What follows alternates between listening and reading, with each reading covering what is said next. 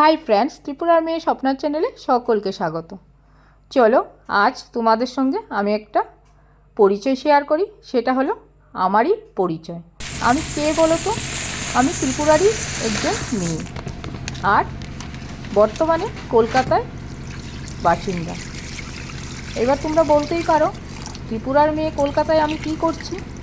আমার মাধ্যমিক অবধি ত্রিপুরায় পড়াশোনা, আর কলকাতায় এসে 11 থেকে কলেজ পর্যন্ত।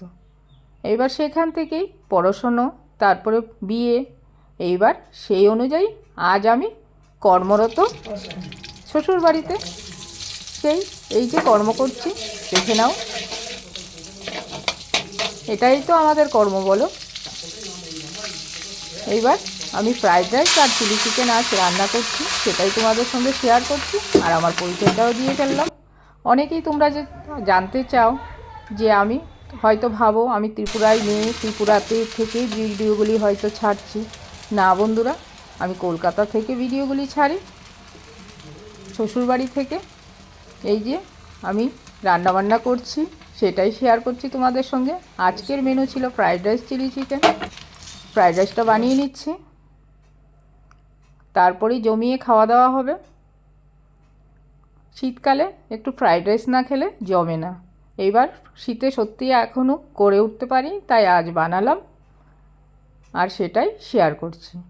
শীতকালে ফ্রাইড রাইস খেতে বড্ড ভালো লাগে, বলো বন্ধুরা। তার সঙ্গে যদি একটু চিলি চিকেন হয়, সেটাও জমে যায়। যাই হোক, আমার 16টা বছর ত্রিপুরায় কেটে গেল, আর বাকি 25টা বছর হয়ে গেছে আমার কলকাতার জীবন।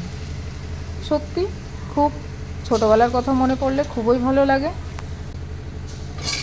আর সেই এখন তো সংসার লাইফ, মেয়েও বড় হয়ে গেল, টাইম কী করে কাটাবো সেই ওর জন্যই চলে আসলাম তোমাদের সঙ্গে একটু আড্ডা মারবো বলে। এইবার এইভাবেই লাইফটাকে এনজয় করতে হবে, বলো।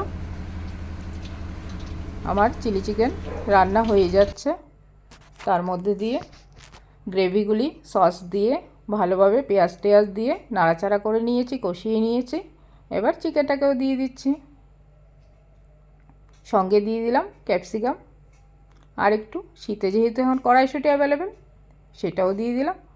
আর এইবার গ্রেভিটা বাড়ানোর জন্য একটু ফুটন্ত জল দিয়ে দিলাম, দিয়ে এবার ভালোভাবে ফুটিয়ে নিচ্ছি।